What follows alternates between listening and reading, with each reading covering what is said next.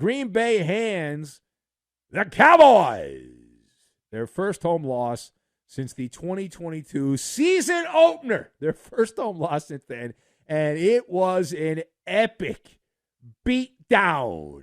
This was a mollywhopping at the hands of the Cheeseheads. Green Bay, 10-8. They will visit the number 1 seed 49ers and their system quarterback Brock Purdy in the divisional round next weekend. But you know how we roll in these parts. The better story is in where? That's right. The losing locker room. Yet again, that's the Dallas football team as Dak Prescott outdid himself. He threw 2 interceptions, and including a pick 6 and then 3 empty touchdown passes to fatten up the stat sheet in another playoff belly whopper for Dak Prescott and the Cowboys. The hits just keep coming. And following the latest loss, Dak Prescott said if Mike McCarthy is on the hot seat, he said if Mike McCarthy is on the hot seat, then he should be on the hot seat as well. That was the money quote from the postgame. So let us discuss the question. Are you okay with Dak Prescott being in the crosshairs in addition to the rotund coach Mike McCarthy?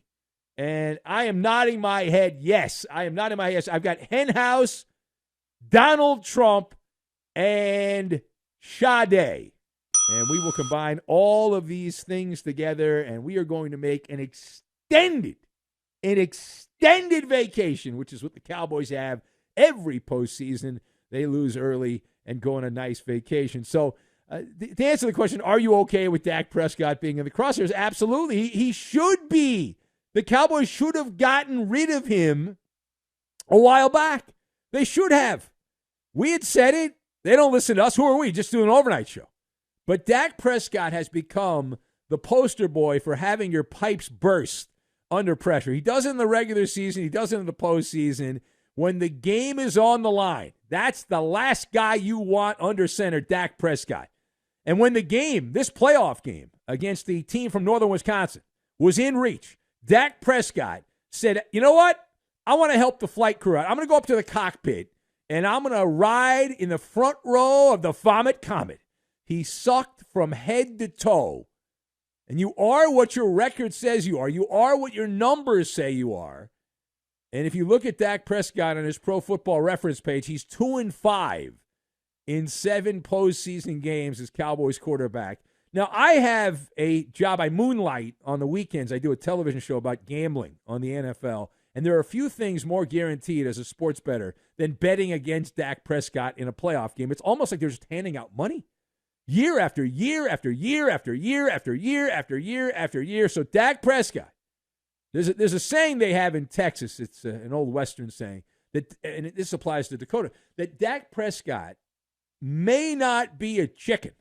He may not be a bark chicken, but he has his hen house ways. Chicken! Yeah.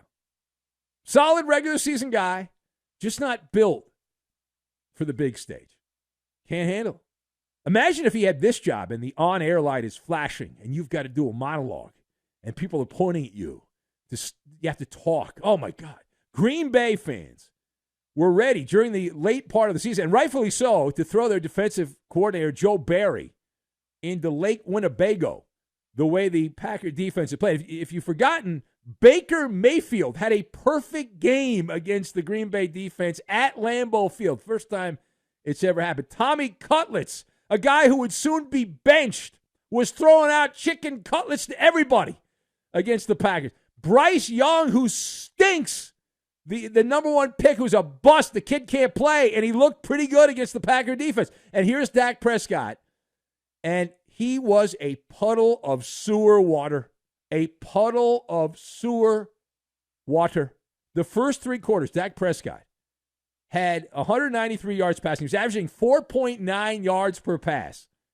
1 touchdown, two interceptions. He had that pick 6 that was returned, obviously, all the way. Pick 6 touchdown for the Green Bay football team. Passer rating in the low 60s. And he had at least 2. I jotted down 2 or 3 other passes, 2 and then a maybe, that shoulda, coulda, woulda been picked off by would-be defenders.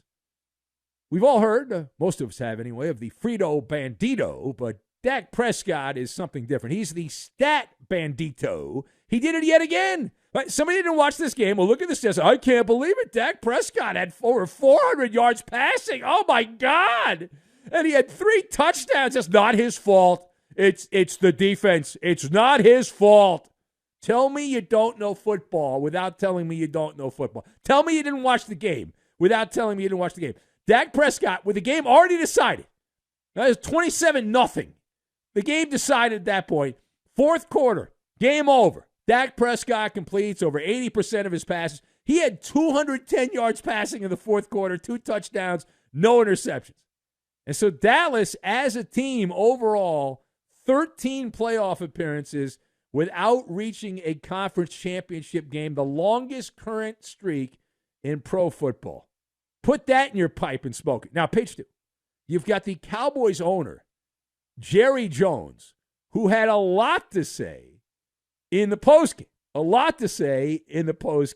Jerry was gobsmacked. He was just blown away, thunderstruck. Here's Jerry Jones commenting on where this loss ranks in the annals of bad losses as his Dallas Cowboys have taken the field and slip and slid all over the place. Here's the owner, Jerry Jones, commenting on where this loss ranks. This is one of my most surprises since I've been involved in sport, period. So this is that degree. I know how disappointed everybody is. That's all my comment. In terms of playoff losses, where does this one rank for you? Well, I don't have really. I can't reach back and look at a playoff loss, but this seems like the most painful because we all had such great expectation and we had hope for this team, and thought that we were aligned in great shape, and it didn't happen for us.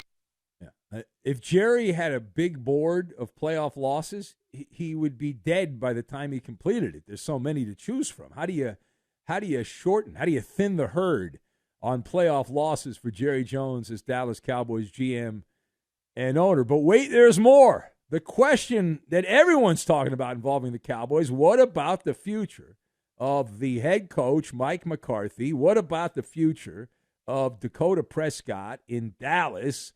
Jerry Jones. Well, you'll hear the question. Let's hear what Jerry has to say. Let's listen.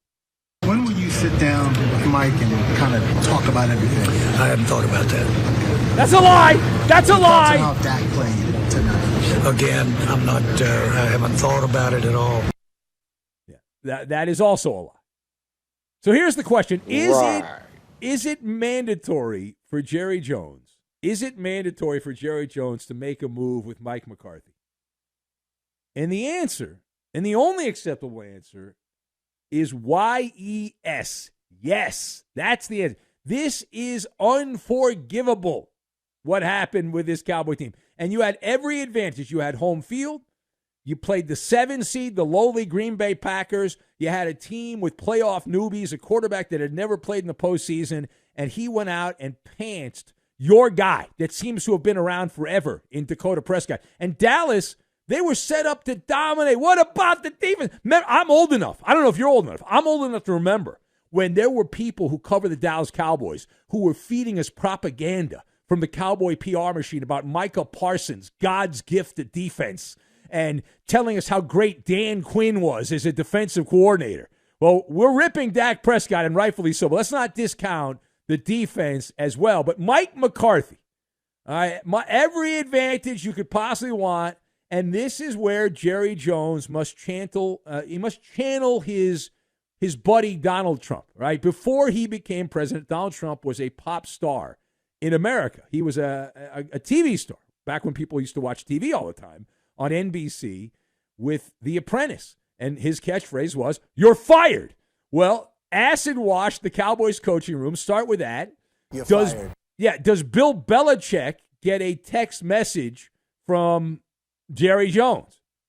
Probably not, because I don't think Jerry sends text messages, but he could get a phone call, right? You would think Belichick to Dallas is close to a no-brainer, right? Because our fleas attracted the dogs. This is not a rebuild in Dallas. It's not a rebuild situation. This is a reload. This is supposed to be a team that is in position to win.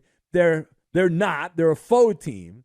But Bill Belichick, he's not in for a rebuild. He's only got a few years left, right? Bill Belichick would be perfect from a logistical standpoint, other than the immense ego that Belichick has clashing with Jerry Jones. But I'm a talk show host, so what do I care about that? I don't care about that. The building blocks are there. The absolute building blocks are in position for the Cowboys. It's set up, and Jerry Jones did bring in Bill Parcells years ago. Didn't work out then. Parcells' buddy is Bill Belichick, and I bet you if Jerry Jones calls up Parcells and says, "Hey, Bill, do me a solid here. Can you have a conversation with Belichick?" Then Parcells would do it. He'd put the daily racing form down at whatever track he's at, and he'd go make a phone call. All right, final point. On the Green Bay side of things, how are things looking for Jordan Love and the Packers? Oh, pretty good. That was an electric performance. And you have been up, you've been down, you've been all around. It's not like Jordan Love. People are like, well, there's a lot of revisionist history. Who are all these critics? Jordan Love deserved all the criticism that he got because he was inconsistent. He was bad for stretches. That's how it works, stupid, you moron. When you play well, people kiss your ass. When you play poorly, people also criticize you. That's the way it works. Now, is it working out now? Yes. Were those growing pains? Right now, you could say they are. But Jordan Love, in this game against Dallas, he was Sade. He was a smooth operator. He was absolutely smooth operator, not baffled. He didn't poop his pants like Dak Prescott does in big games. There wasn't raw sewage all over the field. The moment wasn't too big. He handled it very well. Aaron Jones got the motor started on the ground, and then Jordan Love kicked it up a couple of notches for the Packers in the passing game. It was a Harvard boat race situation. I would also like to point out for my constituents that Jordan Love sounded also like your typical meathead athlete after the game when he talked about the haters who counted them out continuously. Now, this is more evidence of my hypothesis that the most important person in sport, the critic, the most important person in the industrial complex of sport, the person that sits atop the arena, that doesn't play in the arena, that pokes fun of the people in the arena because the people in the arena are so sensitive and so soft that they react to every criticism. It's been that way my entire life. Every time a team wins a game, oh, nobody thought we could do it. Oh, people doubted us. That's what fuels all of it. The entire thing is fueled by that.